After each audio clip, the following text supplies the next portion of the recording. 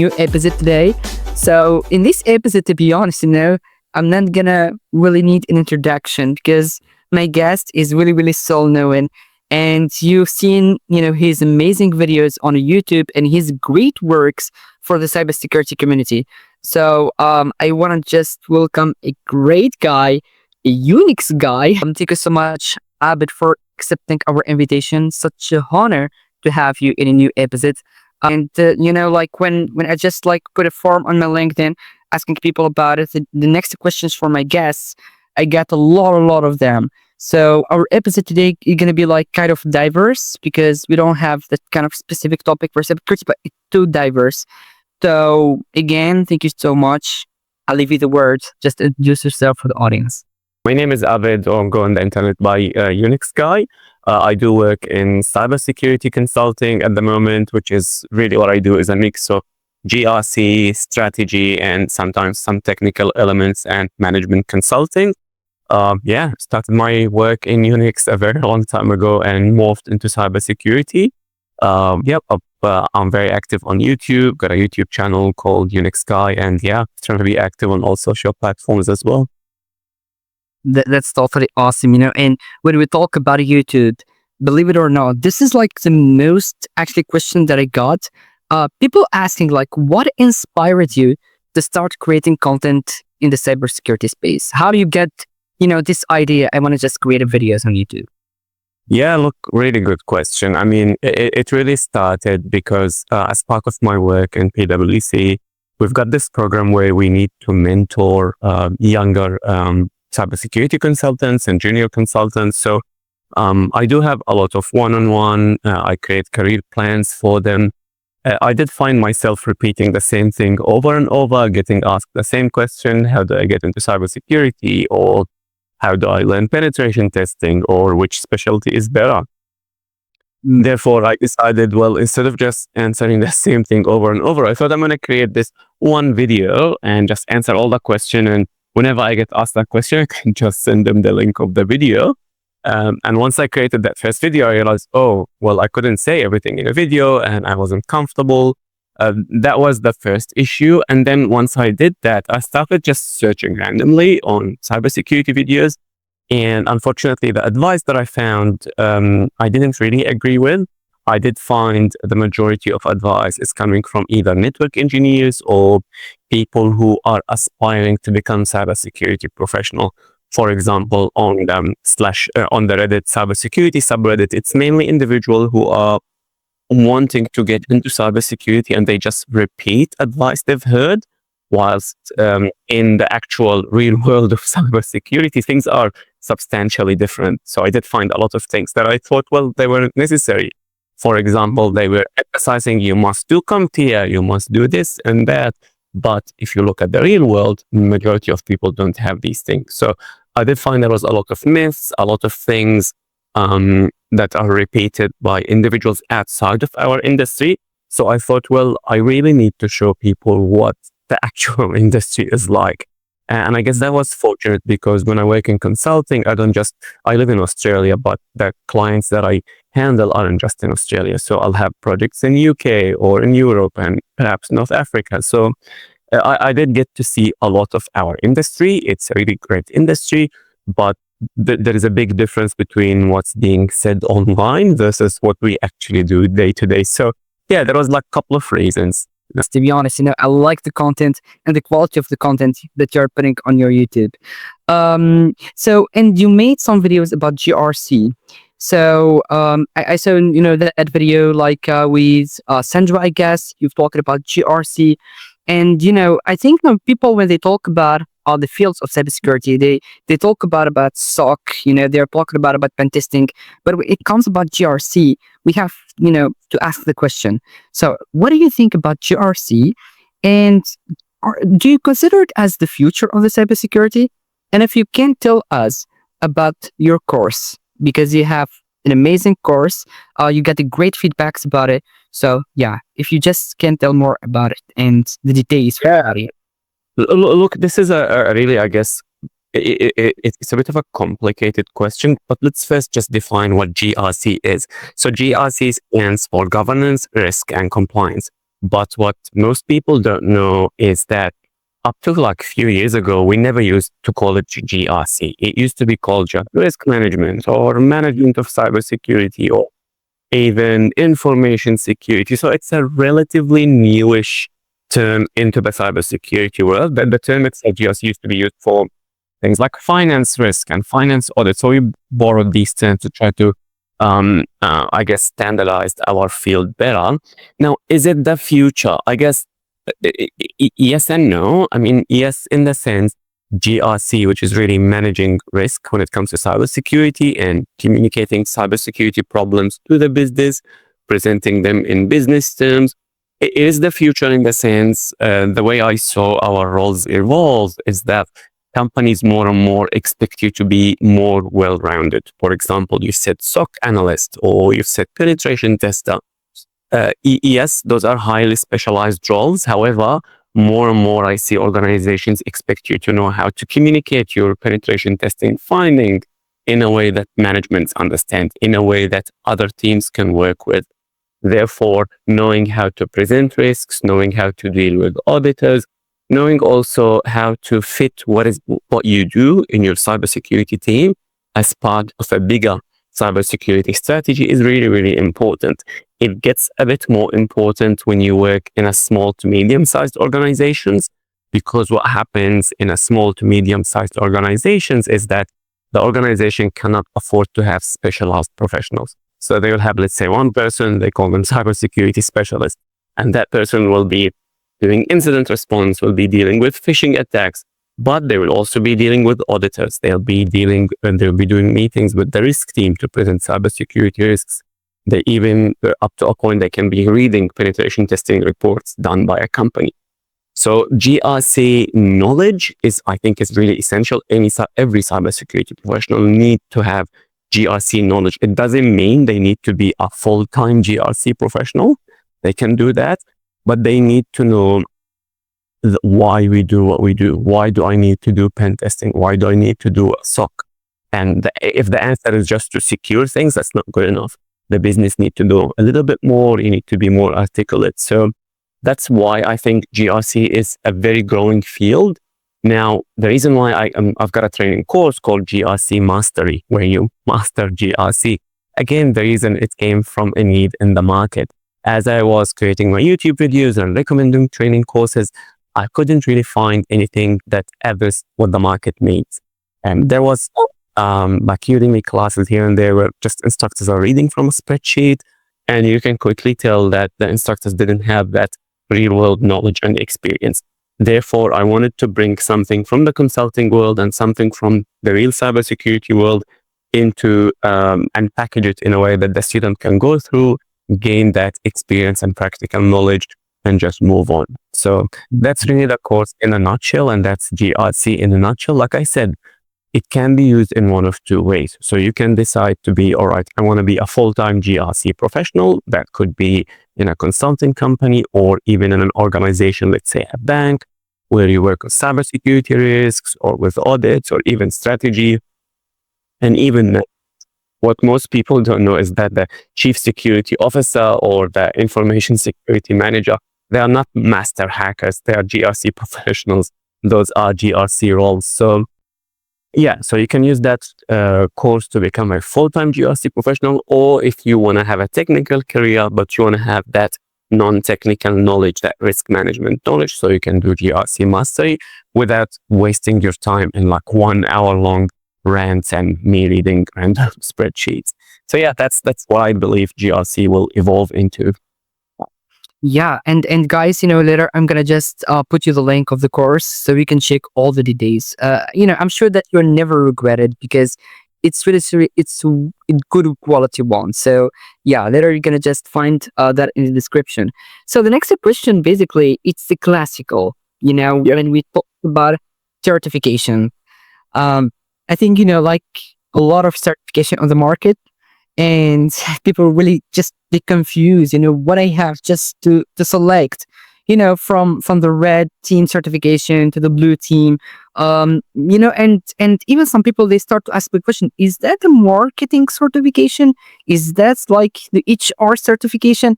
What I have to select? So Do you have any recommendation about that? Because my messages and my inbox, it just explodes, with that question. Ask him about certifications, if he had any kind of recommendation. So what do we have literally just to put our fingers on in this one? 100%. Look, this is a big topic, like you said, and I'm not surprised that your inbox, especially that you told me you teach cybersecurity in a university as well.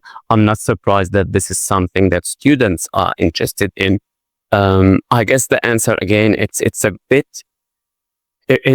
bit not what people expect. Again, I'll tell you the honest answer. The honest answer is you don't need to do certifications. It's not a must.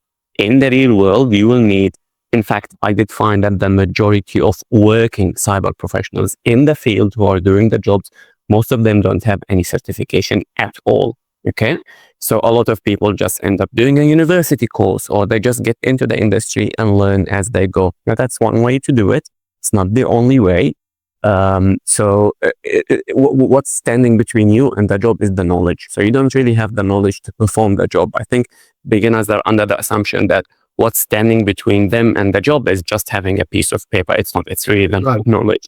If you can prove that you have the knowledge somehow, you will get your foot in the industry. It's not easy, but it's simple. But there's a difference. It's not easy in the sense it takes a lot of time and effort to build that skill, but it's simple in the sense that, yep, there are 5 or 6 things that say that we look for, and once you build that skill, you're pretty much there. Now that can take you anywhere between, let's say, 3-6 months to even 2 or 3 years, right? So this is, I guess, the first answer. Do you need them? No. Do I recommend doing certifications? I personally do. I'm one of the big advocates for certifications, but not just to get pieces of paper. I use certifications as a structured way to learn a subject. For example, my job before I was in consulting, I was doing digital forensics. So I was doing incident response, digital forensics. It's called DFIR. So to learn digital forensics, I looked for certifications because it gave me that structure of learning the topic, of practicing in a safe lab environment. So this is how I look at certifications. This is how I use them. I never ever use them as, all right, an HR tick box, this and that. Again, this is coming from the mindset that the reason why I don't have a job is because of HR, it's because of the economy, it's blaming external factors. Whereas the ways I see it, the reason why I don't have my goal or the job that I need is because I just don't have the skills, or I'm not as good as I think I am.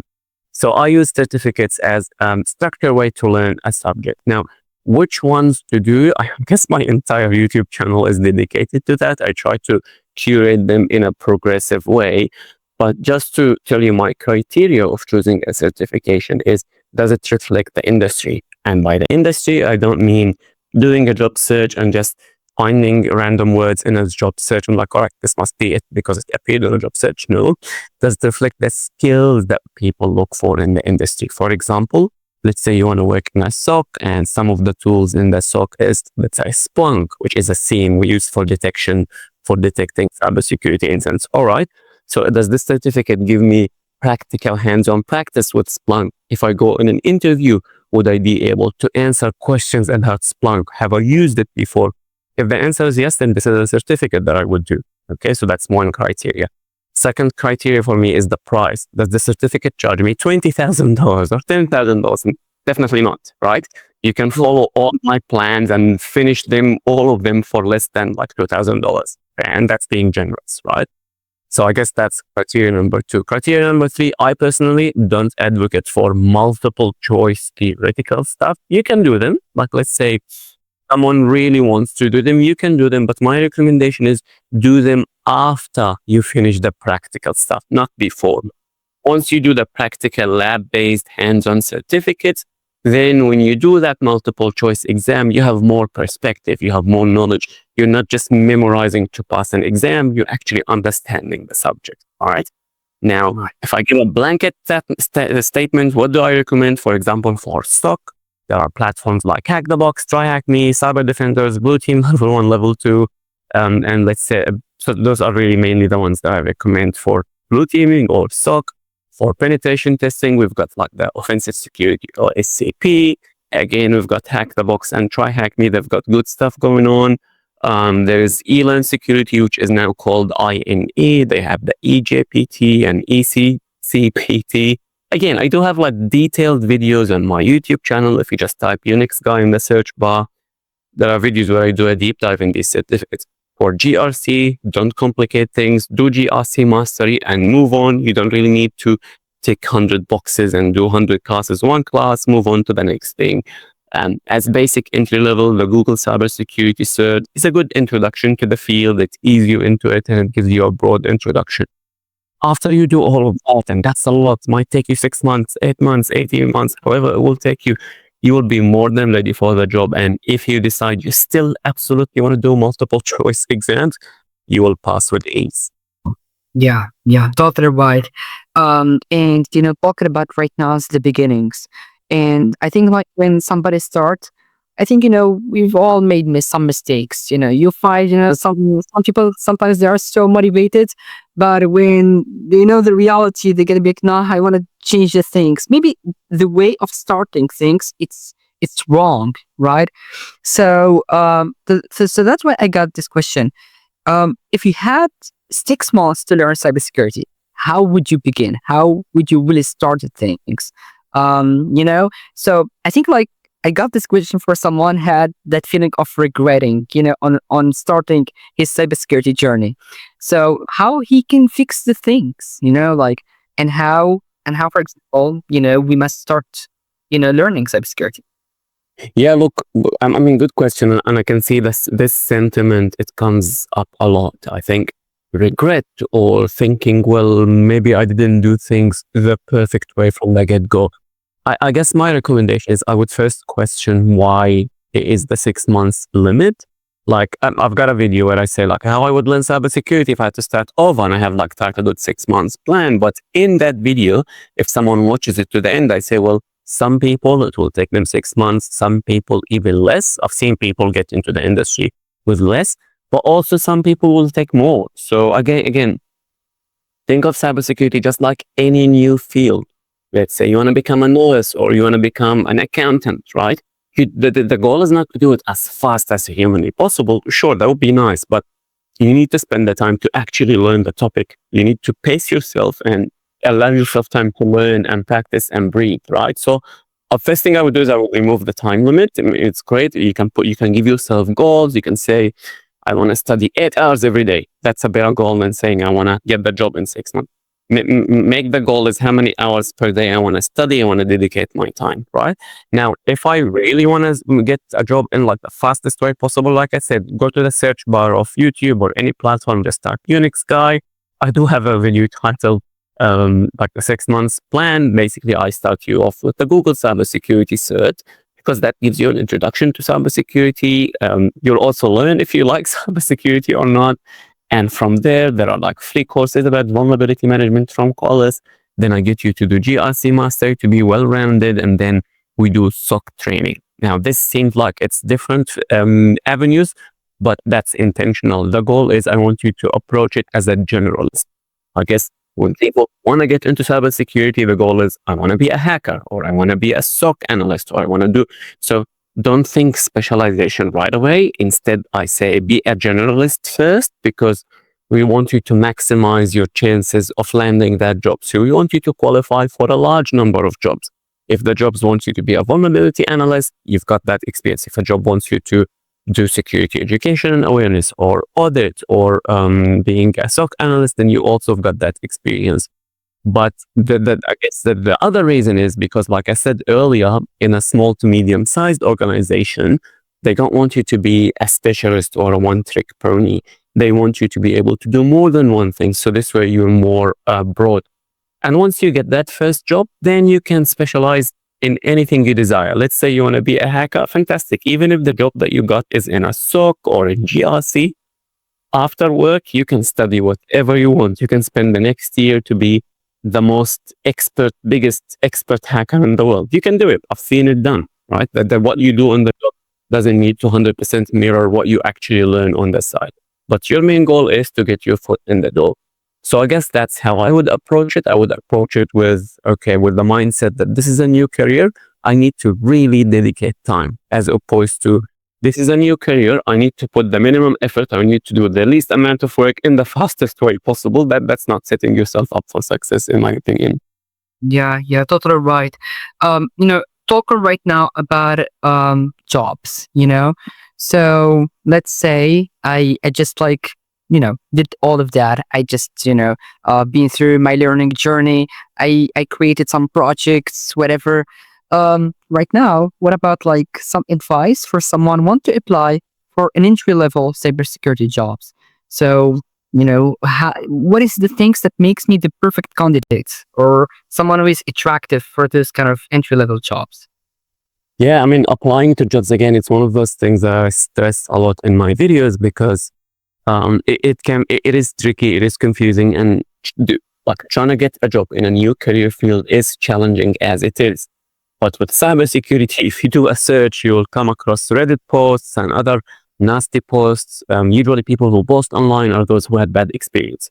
Those who had good experience, they don't feel a need to go online to vent about it. Just like think of when you want to research a restaurant and you want to see the reviews, usually the bad reviews are the ones there, because when you have a good experience, you don't feel like writing a review, I guess. And we tend more to give big negative reviews when we have a bad experience. So just to caution with cybersecurity, applying to jobs, the way I approach it is, let's say if you're following the plan I just did, the 6 months plan, for example, video. In that video, I tell you that once you do 1 or 2 courses, you need to start applying to as many jobs as you can, as often as you can.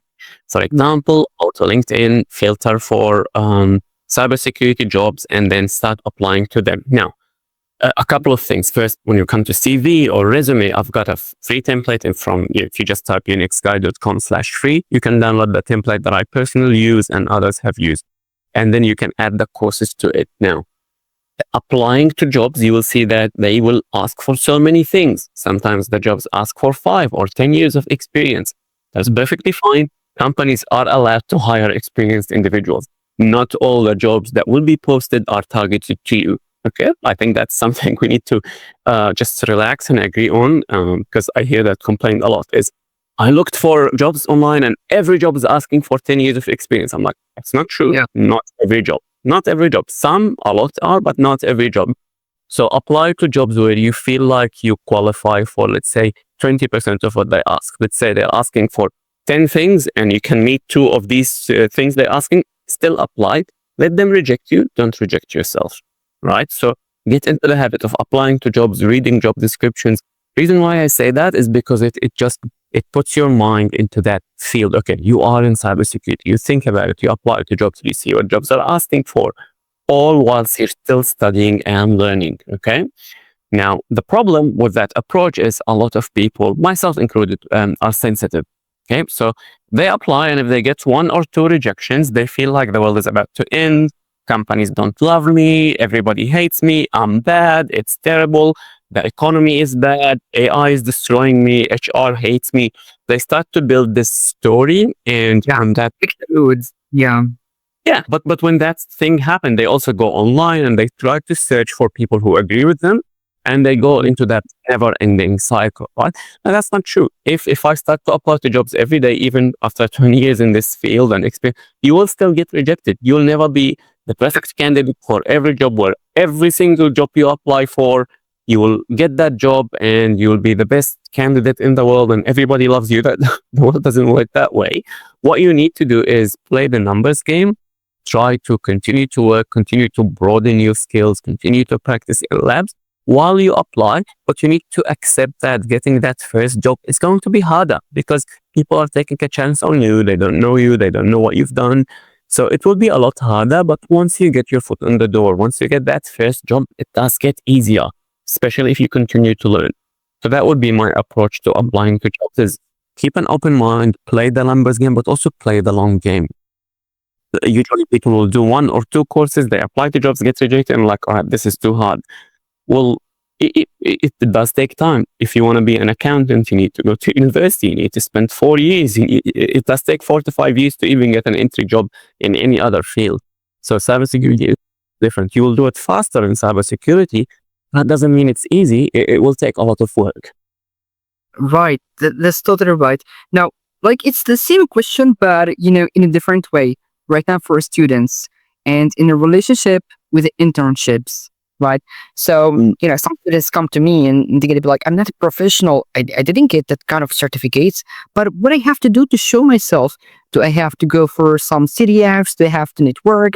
I don't know, do I have to build some projects? So I need that internship, but at the same time, I don't have that kind of experience that they talk about or whatever. So how I can show myself? So to get that kind of opportunity. So any advice for this kind of student, to get this kind of internships? Heaps. I mean, this is a really good question. It comes up a lot. So with internships, ideally speaking, you're not expected to have experience, right? Internship by definition means you work, you don't get paid for that work, but you're there to learn. And ideally, what you get out of it is you learn, you put that professional time on your CV, and it makes you an attractive student, an attractive applicant. Now, usually internships, it depends. So if you're doing a university degree, which by the way is not a must for cybersecurity, but let's say you decided to do a degree, sometimes part of that degree, there will be a subject called internship, and you have to do an internship or a project, right? Depends on the degree, but let's say it has internship. Usually, sometimes the university will have relationships with industry companies. They send their students to, so that's one avenue. Now, in terms of how to prepare yourself for those internships, again, my strong advice in that regard is back to basics, meaning what's standing between you and the job is lack of knowledge. There are certain things that you simply don't know. Same thing, let's say if you want to be a doctor, what's standing between you and working in a hospital as a doctor is that you really don't know how to work as a doctor. If you see a patient, you will have no idea what to do, right? So you need to gain that knowledge. So 99% of your time should be spent on learning. And the way you learn is, again, by doing the curated courses that I recommended in my videos. Or let's say you're a student. When I was a student, I was very busy and my subject was so demanding, so I didn't have time to do anything else. But let's say you're a student, then your priority would be to learn your subjects, learn them well, do well in them, and hopefully that degree really reflect the industry. And if you still have time, then you can pursue practical hands-on certifications to make yourself more attractive, but also think long-term. You're not just thinking for this internship. Think that because you want to be in the industry for a long time, and therefore you need to start building your skill. University will give you something, but you also can build that skill on your own and combine both. So that's what I would do. Now, networking, projects, CTFs, all of these things are fine and nice, but for me, 99% of your time is really build that skill. As far as networking, I mean, when I was a student, I wasn't really doing any networking. I wasn't good at that. I think I'm still not good at networking. So it's something that I'm working on. But again, something like LinkedIn is very useful. So you can follow people, you can learn from what they say. If there are conferences and you've got the money, or if they are free for students, then definitely consider volunteering. Not to quote unquote network per se, but also to just see what the industry is like. Even learn the names of the companies, learn the names of the people, see what topics they talk about. It just keeps you in that environment. And when it comes to applying to internship, I treat it like applying to jobs. So apply to as many and as often as you can.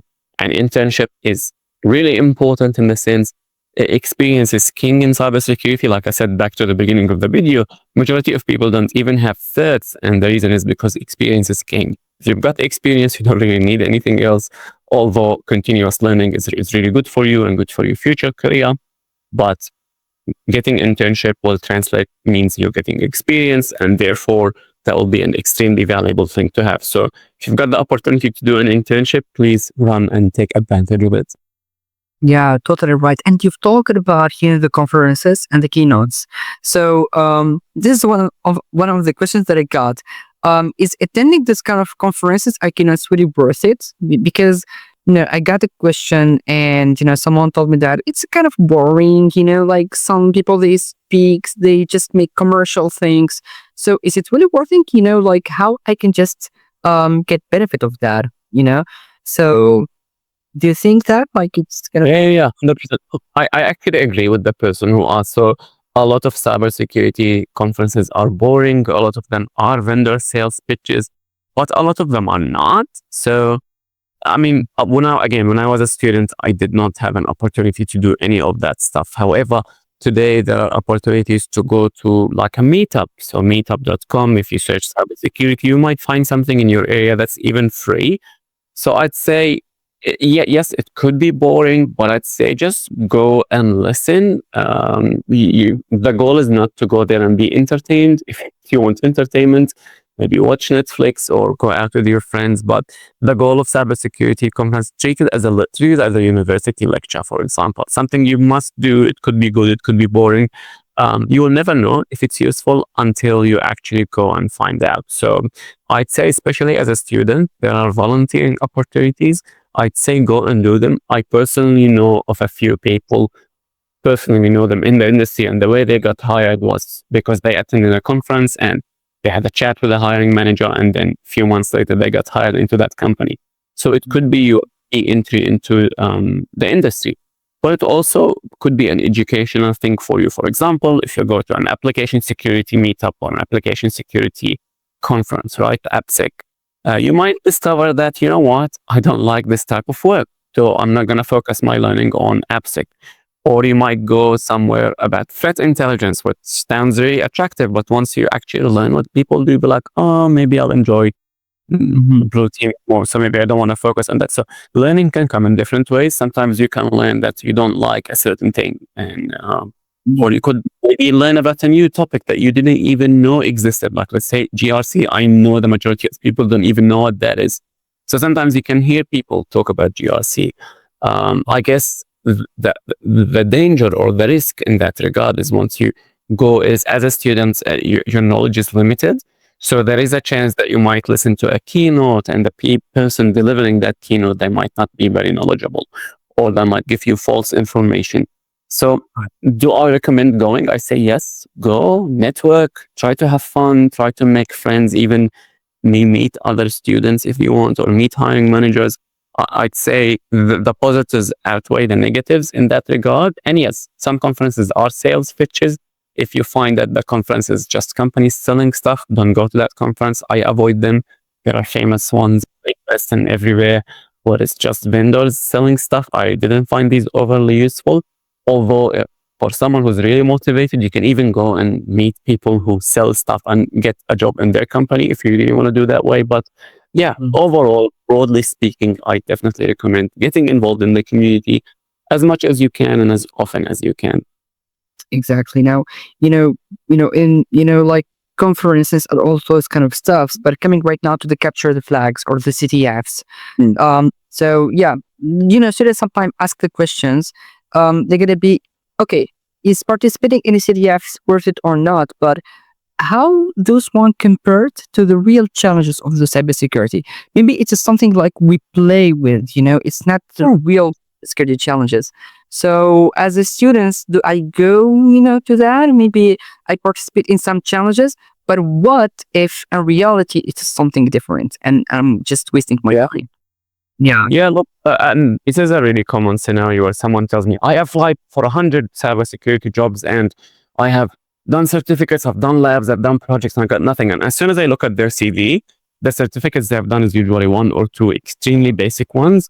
And the quote unquote project is they've set up a random SIEM somewhere on a computer and they're just looking at it, or they've done capture the flags. Now, like I said, like actually you said, is look, capture, but the problem with capture the flags and even projects that you do on your own is that you're limited by what you know.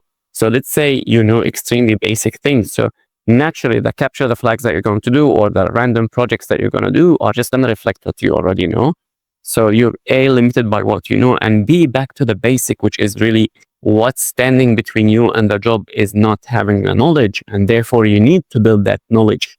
And the best way to do that is through structured hands-on training that takes you from point A to point B. Now, doing capture the flags, doing projects, whatever they are, unless they're designed by someone who knows what they're doing, is, in my opinion, entertainment. You could get a bit of fun. You might review some topics. You might learn something new, true, but it's not. So a capture the flag is not a structured way to learn a subject, right? It's capture the flag is a way to practice a subject you've already learned. It's a way for you to explore your abilities, to solve a puzzle.